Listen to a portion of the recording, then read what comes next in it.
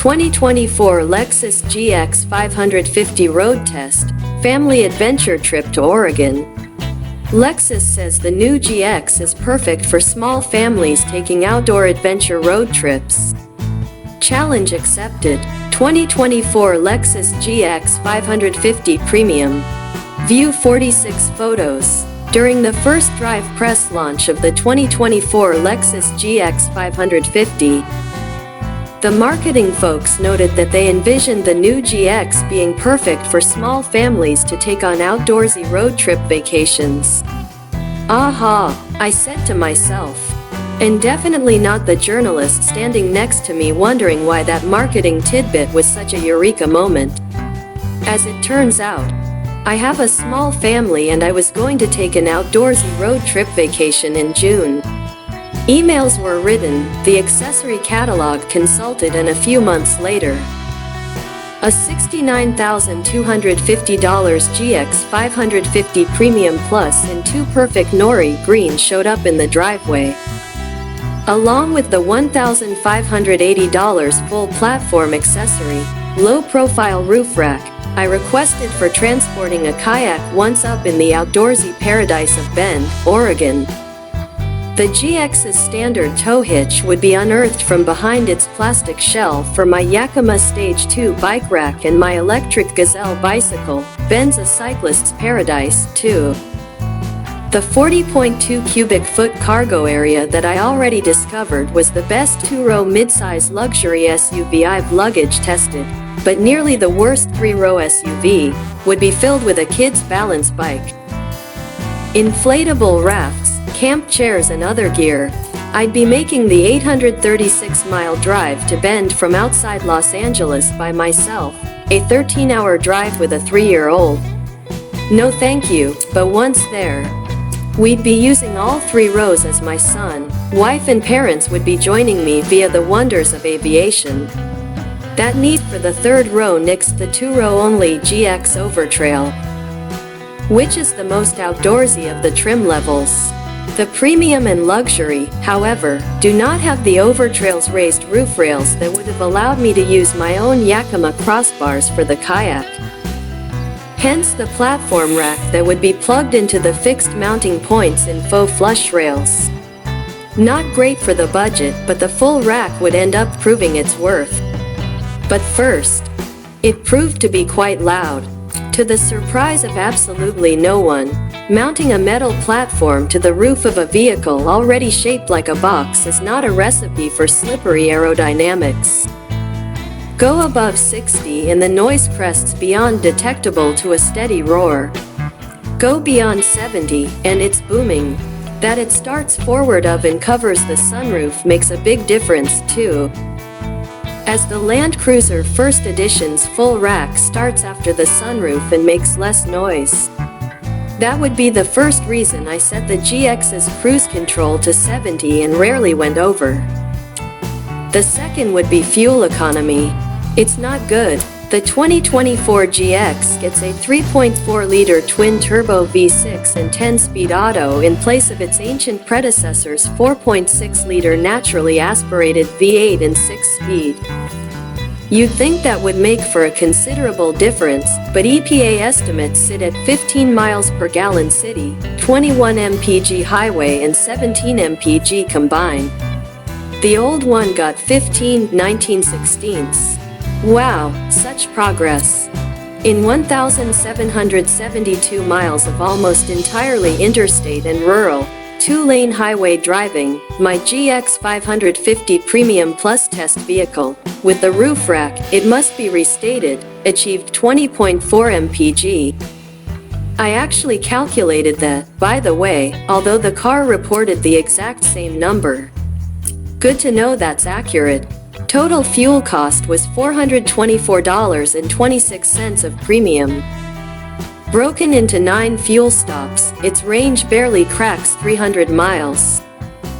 So driving something else certainly could have been more economical. The Honda Pilot Trail Sport I made nearly the same journey in last year likely would have cost about $60 less to fill, but there's more to this powertrain story than just why did they bother downsizing again. Well, The 3.4-liter boosted V6 a horsepower advantage over the old V8 isn't that much, 349 to 301, but the torque output exploded up to 479 pound-feet from 329. As much as I was grannying the engine to keep it as economical, and the roof rack as quiet as possible, passing power was suitably prodigious along the two-lane Highway 97. I'd gun the throttle and pull out to get by a semi, camper or a fellow motorist somehow wanting to go slower than me, and bam! I'd look down to see I was already going nearly 100 with resolute stability. Better still, the engine is buttery smooth and pleasingly quiet, especially when in comparison to the Land Cruiser's raspy hybrid 4-cylinder. More on those comparisons later this week. It feels like it belongs in a Lexus. The transmission is happy to kick down in such situations, as it was when tackling the multitude of grades around Lake Shasta, pictured above, Mount Shasta and through the Cascades.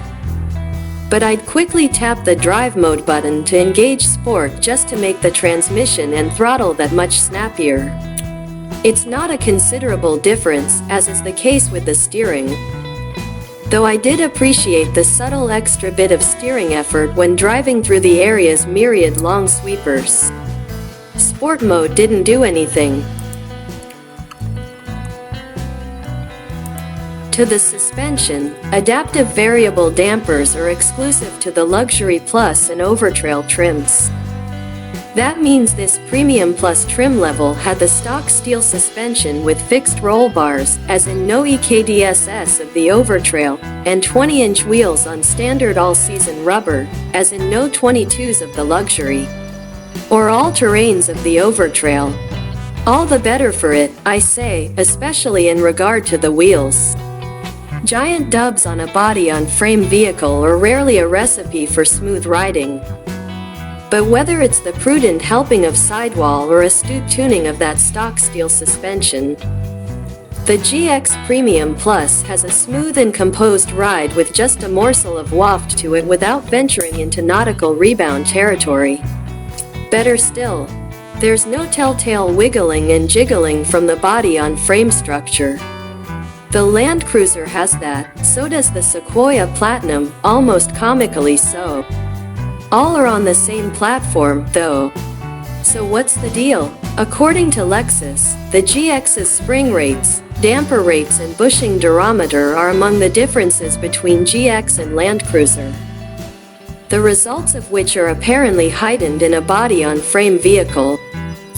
There's also the matter of the Lexus driving signature, or the effort to make every Lexus drive in a similar way regardless of the platform they're on. In other words, the GX needs to drive like a Lexus. Well, it may ride like a Lexus, but its handling is just a wee bit different from an LC500 or even an RX. Gunning the engine pitches the flat as a board hood upward by a few degrees, hitting the brakes sends it diving equally so. Turning at even modest speeds rolls the body in a deliberate but controlled manner. Going straight through one of Ben's many roundabouts was a delightful, hard to starboard, hard to port affair. If you're looking to the GX as some sort of competitor to a BMW X5, these dynamics will be appalling. If, however, you think sport-tuned SUVs are a bit silly and find body motions make things a hell of a lot more interesting behind the wheel, well, I think you know where I land on the scale. The GX is fun for being dynamically worse on road, but to be clear, does not warrant the descriptor of ponderous. Frankly, I was expecting the GX to be far more trucky, and it just isn't. After 10+ hours of California highways, the 5 and 99 if you must know, it was exemplary. A comfortable, refined and powerful steed for the long haul free from annoyances. Well, once I got around to finally unearthing all the driver assistance features that made the first hour or so behind the wheel a beeping and dinging affair. Seriously, the GX feels like an impeccably engineered automobile that was turned over to a helicopter mom at the last minute. The lane keeping assist was the first to be shut off. But that's standard operating procedure for me. Later, after a quick rest stop pause, I attempted to reverse out of my parking spot only for the automatic emergency rear braking system to slam on the brakes. The GX apparently can't tell the difference between a bike rack plugged into itself and an errant small child. Nothing in the driver assistance touchscreen menus seemed to do the trick. And just as I was pondering testing out the GX's off-roading acumen by mounting a curb and driving through the Lebec rest area lawn, I spotted a little button by my left knee next to the liftgate button with an icon depicting a car, an explosion, a traffic cone and the word "off." Bingo, pictured below left. That shuts off the offending parking sensors, but it also sporadically brings up a warning in the IP, complete with a ding, that the system in question is off. I would therefore make a habit throughout the trip, whenever the rack was in place, of pressing that button before and after engaging reverse. The button is certainly better than one in the touchscreen, but it's still annoying and I did not have to do any of that with the Land Rover Defender. The worst and most ridiculous system, however, was the driver monitor alert. To be clear, this is usually a good feature in cars, as it traditionally helps prevent drivers from nodding off or just zoning out. Historically, I have rarely triggered such systems. To the GX, I was a long-haul trucker on my third non-stop day listening to Kenny G. Simply gazing over at what you're seeing above for a second with 0 cars ahead and the adaptive cruise control engaged would cause the car to ding, ding, and take over the IP with an alert of driver inattention detected, look forward. And that's not all. While cruising along for the North Hour, road straight as an arrow, I had the audacity to put my left hand at the top of the wheel and lean against the center armrest. Ding, ding, it literally told me to sit up. You're critiquing my posture, now? Should I eat my vegetables, too? This was presumably because some combination of arm and seating angle prevented the nanny cam from seeing me, but dude, come on. Once I finally found the button to disable the system, I did, thereby eliminating what should be a perfectly good feature, especially on long road trips where you're bound to get drowsy. Thankfully, those various systems stay off once you exit the car. Doing all that menu digging and button pushing for an entire week probably would have made me hate the GX in quick order. In reality, I loved it. It was indeed a tremendous choice for making a very long drive to an outdoor adventure spot. But how did it fare once there? What about its interior functionality, people and cargo space? And that noisy accessory roof rack? Stay tuned, that's coming tomorrow.